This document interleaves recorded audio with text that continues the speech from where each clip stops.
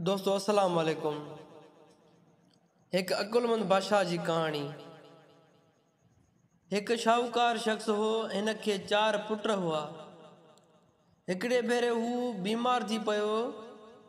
घणाई इलाज कराई पर कंहिं बि फकीअ फ़र्क न कयस।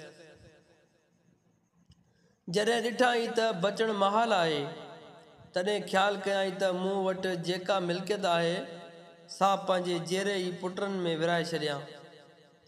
मता मुंहिंजे मरण खां पोइ बाण में विड़ी बुछड़ा न थियनि। इहो सोचे 4 देगड़ा घुराए उन्हनि में कुझु न कुझु विझी पंहिंजे खट जे चैनी पावन हेठां पुराए छॾियई ऐं चैनी पुटनि खे घुराए चयाई, बाबा दौलत अहिड़ी शइ आहे जंहिं तां खून ख़राबा थींदा आहिनि। इन्हीअ करे मूं पंहिंजे मिल्कियत चैनी भाङनि में विराए छॾियो आहे।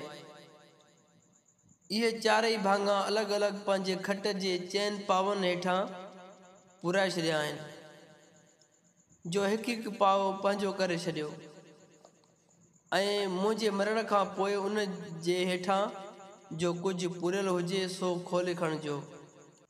छोकरनि इहा ॻाल्हि क़बूल कई ऐं पखा विझी पंहिंजो पंहिंजो पाव मुक़ररु करे छॾियो।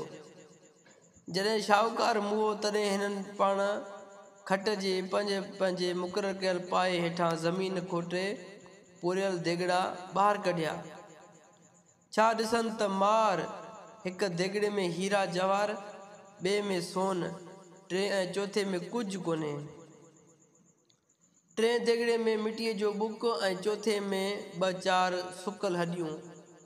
ईअं चइनी भाइरनि जो पाण में तकरार थी पियो तां जो ॻाल्हि वञी चइनि चङनि ताईं पहुती। इहे बि इन्हीअ तकरार जो निबेरो न करे सघिया। आख़िर उहे मुल्क जे बादशाह वटि नयाव लाइ विया।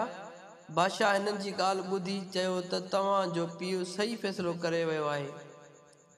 जंहिंखे हीरा जवाहर पतीअ में आया आहिनि उहो भले हीरा जवाहर खणे, जंहिंखे सोन पतीअ में आयो आहे सो भले सोन खणे, जंहिंखे मिटीअ वारो देगड़ो मिलियो आहे उहो ज़मीन खणे, जंहिंखे हॾियूं मिलियूं आहिनि उहो चौपायो माल खणे।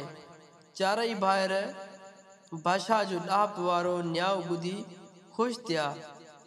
हिननि बादशाहनि जा लख थोरा मञिया।